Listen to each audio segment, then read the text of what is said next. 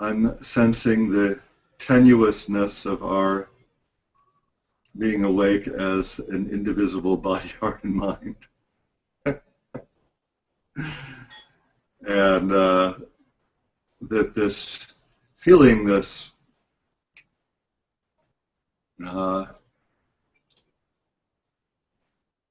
feeling the fragility of our commonly sensed reality is, is a very vulnerable and naked place to be emotionally as a human being. And as invulnerable and as as awakeness may be, from free of the ability to suffer and feel pain and division, of misunderstanding and the absence of full agreement or consensus. These two, one that is vulnerable and one that is invulnerable, coexist, I find, here right now. And I feel that it's beautiful to bring attention to both these qualities in us and in myself, and share them with you all.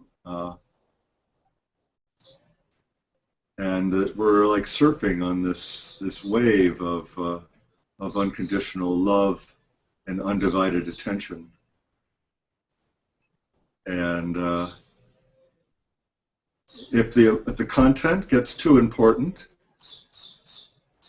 then there's a tendency for us each individually, for our own reasons, to jump ship and mutiny. But if the context is all shared indivisibly, then we're all on board and it's all great and we all feel happy. How do you all feel or navigate all that goings on, or if that makes any sense to you all? When we notice our indivisibility, it's we feel more free, and as we include this choiceless awareness into it, we can even feel the content and the context is fine. It's all in one, finally. It's no story, we don't need to know. It's just there. And it's easier to flow and to be what we are. And yes, experiencing, living it every day, every time, and sharing it every moment is part of our lives, and challenging sometimes, but also beautiful. We're learning and unlearning every moment. Because I noticed as I focus on the context or the background or whatever word you choose to use, it just brings a sense of relaxation right away. Brings me into the present. You know, I can choose to let whatever story the mind is telling me in this moment, I can just drop it, and I'm just here, and it feels like that the actualization of what the mind is moving us to get pleasure from or escape from. All this content has in mind some reward for the mind. And in fact, the greatest reward seems to be just relaxing into the context. And, maybe it takes lots and lots of practice to become fluent at remembering that. But here we are practicing, so it's the best thing I would say that we could do together to reinforce the truth for each other and for ourselves. All right. This dynamic of getting the context. You can hear the context of my son running around upstairs, baby. It's good. So, yeah, like I get that. Like, keep framing it. Keep, instead of running forward, maybe it's about backing up, and getting the bigger, broader context, or keeping a context. And so much of, I think, our awakening as one, body, heart, and mind, is to keep including, have a context of a larger perspective. And I guess the image that I'm seeing is the toroidal fields from our hearts, and that we have the possibility that our toroids perfectly, align with each other, so that we're able to sense and feel what each other are sensing and feeling, and to speak into what our shared experience is. And if there's a lack of context, then the content doesn't really matter to some degree, unless it just either highly desirous content, or that which people love or fear. These are kind of the levers to play with people in terms of content. Oh my God, I really hope that happens, or oh my God, I hope that doesn't happen. It's easy to play with that type of content. Yet to have a dynamic of a context, then it's beyond neutrality too. It has more of this void aspect, or formless. It's inclusive of all form. So yeah, here's to maintaining and practicing. I like the idea of that we're practicing and getting better at our context and maintaining context. So it's great. When we lose the context and we're not conscious of the context, whether we're alone or we're with each other, usually it happens more often when we're together. Sometimes we're dependent upon the content to give us a context. But generally, there's that phenomena of when we're focused primarily or almost exclusively on the content, that there's this past-future sort of monkey mind thing going on, where we're either running towards the content to get something that we want that isn't present now in the moment, or we're running away from the past, or we're doing both at the same time. We're running towards what we want and away from what we don't want in terms of the content. And in a way, when we're overly focused on the content, in my own personal experience, it's like it's never satisfying to be identified exclusively with the content. I either want some other content, and at the same moment, I want to get away from whatever content I'm exclusively identified with. So unless I can shift into this commonly sensible, commonsensical context, where love can happen effortlessly without me making it happen, without me wanting it to happen, without me having to do anything other than just to notice this common context. Wow. I mean, it's like, do I want to be in heaven or hell, really? And so I think that I sense that the more we recognize that we have this sort of bipolar way of choosing, we can be either choiceless and be in heaven, or we can be choosy and be running away from hell in pursuit of heaven. You said this is choiceless because we just, I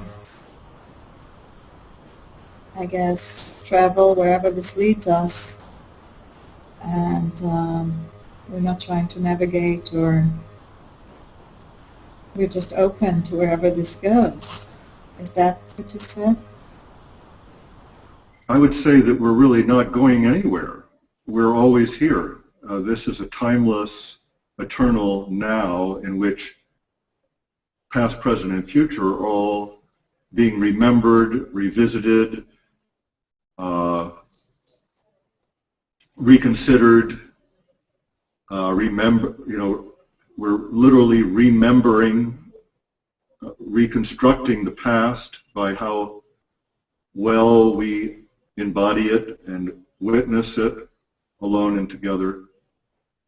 So it's very different than the idea of us traveling and going somewhere. It's more like this is our foundation, is this context. And it's like Groundhog's Day, that movie, where we're given an opportunity to deconstruct and reconstruct ourselves over and over and over again in a single place where we feel totally safe and secure as awakeness. I get the dynamic of the choiceless in our shared witness, and that the choice side, or the infinite choice, is on the form side. So part of the notes that I've been writing is about comedy, where comedy is not just about doing the silly bits, it's watching somebody watch somebody do the silly bits. So I was just writing the other day about being the witness that's watching kind of my lower self doing the silly bits, and then my bigger self with capital S is the formless awakeness, being in witness. And the drama, I think, is kind of the reverse. There is a dramatic element with my small self putting my attention towards my greater self. Dramatic in the sense of a heightened sensitivity, which there's a dynamic where I experience going into awakeness. It has some excitement and also kind of reminiscent of being fearful, because it's being totally seen. It's being the seer and being seen, and there's something very exposing about it, and risky, and really being witnessed, especially heartfelt, the sensitivities that starts to come up. And then a dynamic of where it's a shared sensitivity, and what are we all sensing, feeling, and experiencing together, which is really amazing. And that's why I'm particularly prone and enjoy when we have a shared sense of humor, because I feel a humor we have here is so enlightened. It's some of the tastiest, wittiest humor available, I sense, in my life experience thus far. Adriana and I would laugh about it, that the void is funny. But actually what you're saying is more accurate. That it's when the void and the context and the content are coexisting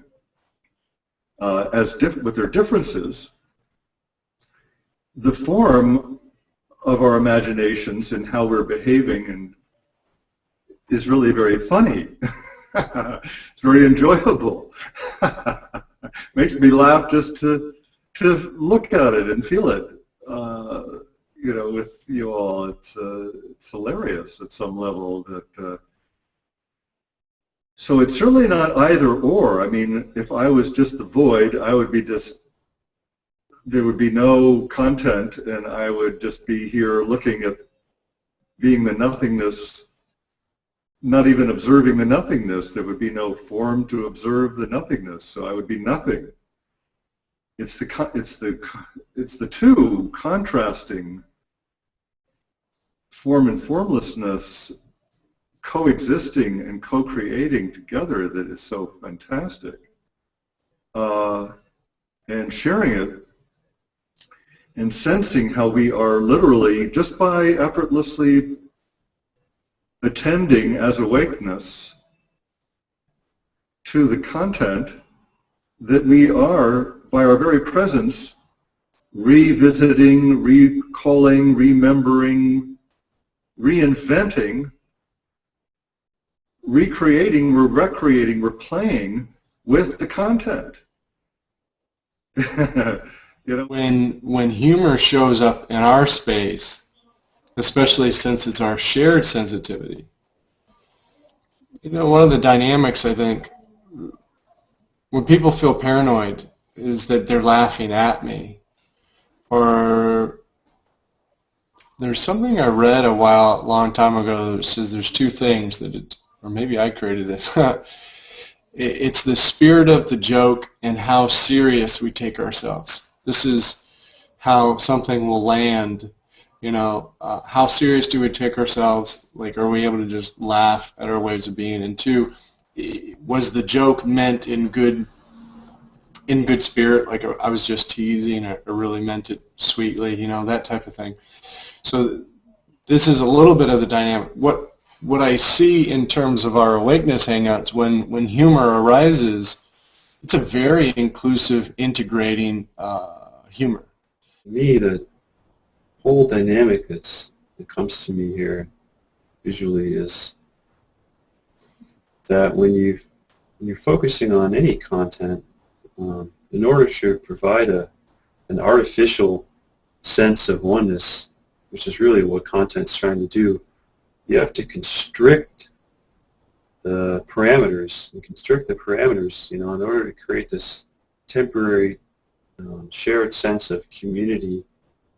And then, you know, comedy and sex and criticism, you know, bullying, all these war, it's serving to smash the artificial boundaries that were created by content-based commonality. You know, so you have this sort of dynamic of contraction and expansion.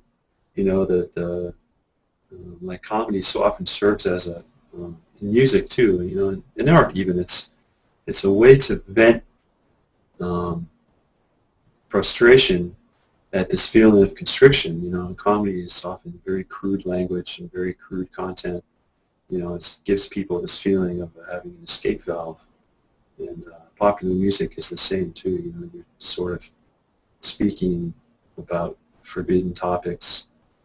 It gives people this feeling like, you know, escaping the oppression of content where you have to conform your thoughts and your behavior to this artificial norm that isn't a norm at all. You know, and so, you know, to me the great possibility in all this is like with online bullying, it's that the reality of the internet, it puts everyone on the seemingly equal scale.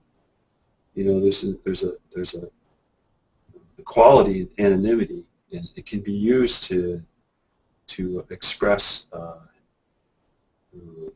aggression, but the possibility exists in every moment to point out the real commonality of context. You know, it's always here. It's constantly present. That's, to me, what choicelessness means. It's you are here. You don't have to create your own awareness. You don't have to create your own existence. You are here. You know, you are here. The here and now is always here and now. And imagine pointing this out to everyone all their lives. You know, from the earliest education till eternity, that we are always here and always united. And in that background, we have the opportunity to be always inclusive without having to create an artificial content, you know, that automatically excludes people as it constricts to force commonality. You know, like all these companies and teams and armies and countries are creating this constant artificial commonality, and it's so unnatural to us that we're constantly smashing it in pieces, you know, in order to feel free. And it's like, freedom is here. Freedom is now. What else? Just to learn that and teach that. To me, that's the solution to every single problem that comes from content-based artificial immunity. That's what I'm seeing. My mind's eye right now. So. Okay, I'll stop now. Pass the mic. To speak philosophically this way is challenging to keep the context in the foreground of our fully embodied, heartfelt awakeness. Well, I feel like we're really doing great, and it's wonderful to be able to talk about these concerns that are very real. And since we are the recreative force in social consciousness, we are pieces of the puzzle here that fit together with everyone and everything else and nothing.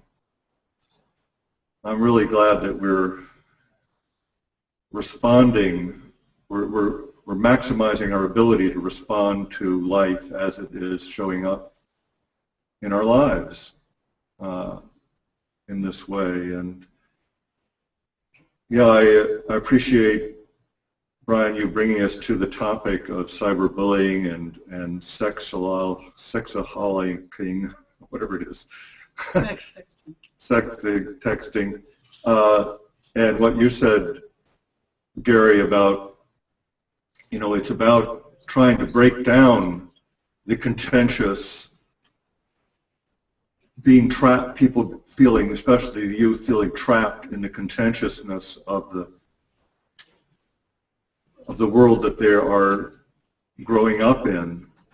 And I remember that movie Sunshine, which is about 4 generations with Ralph Fiennes, each time playing the next son, of the previous father and grandfather, going through all these different communistic, fascistic regimes in Hungary, and how each new regime promising to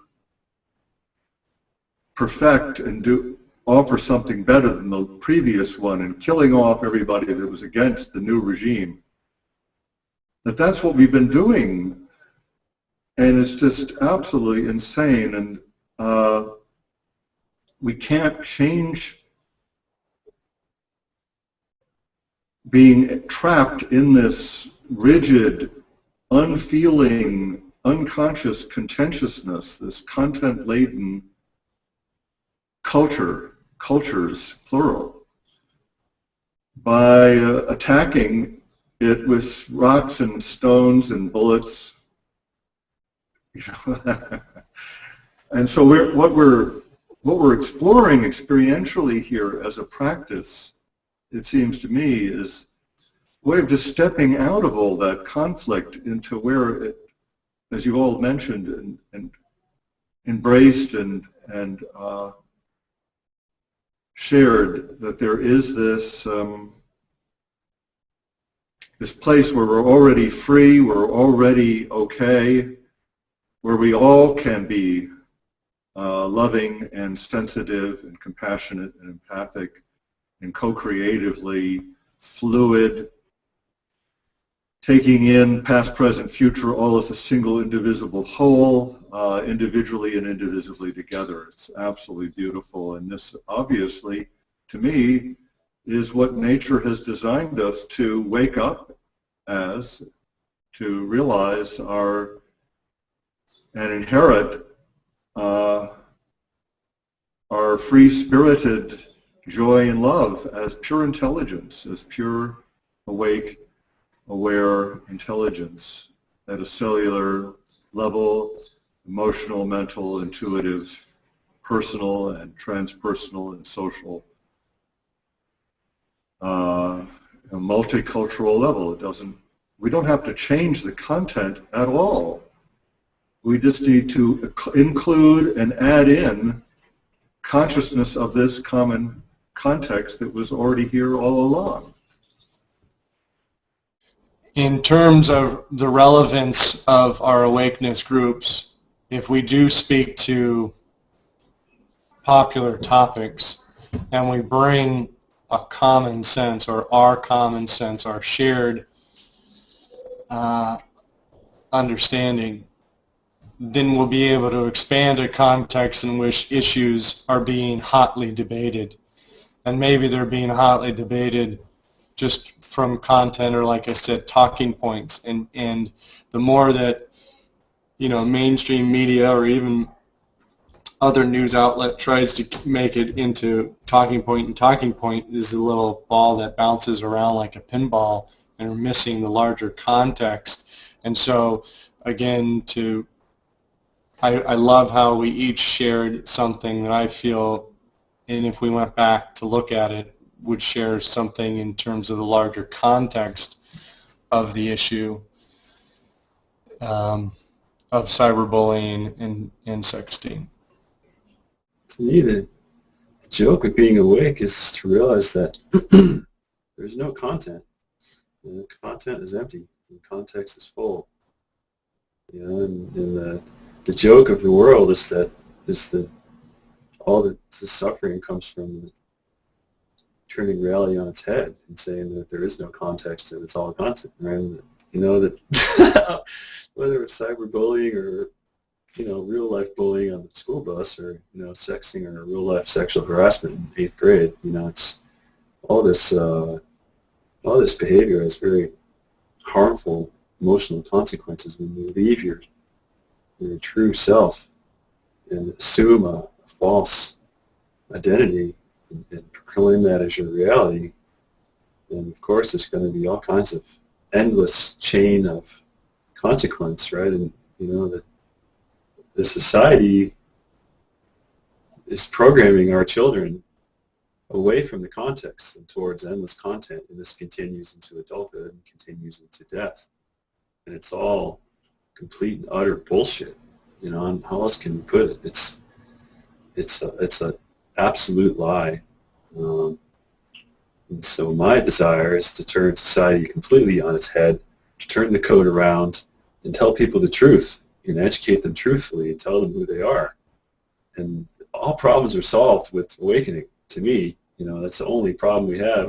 It's sleeping versus being awake. And all the content will sort itself out beautifully once the context is brought into the fold. In my heart's vision, there's no other problem. You know, that's the only real problem we have here. And so, you know, you can bring up 1,000 consequences of living life in falsehood. There's going to be 1,000 more that result from that. You know, and the solution is, that's what's so beautiful about awakeness. It's the answer to everything. You know, it's beautiful, and it's funny too.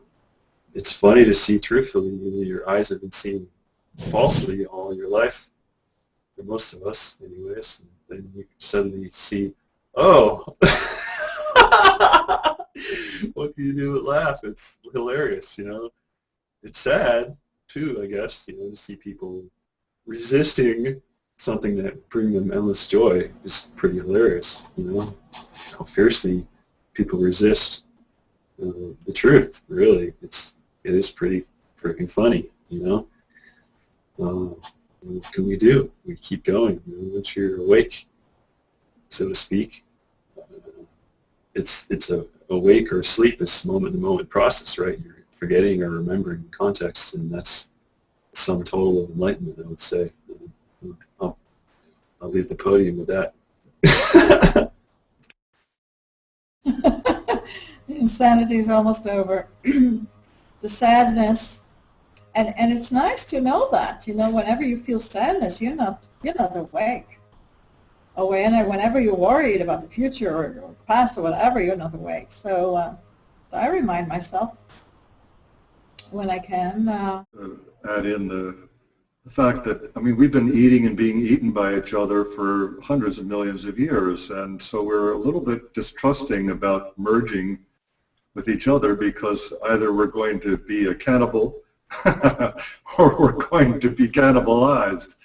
And so But organisms that live in single cell zygotes do come together and form in nature animals, and then those animals turn into plants and put down roots and put up spore sacs that throw out single cell zygotes that go through a single cell to multicellular animal to vegetable life cycle. I mean, that's amazing. And, you know, what are we as stardust, you know, as 9,999 billion parts empty space? I mean, what the heck are we doing?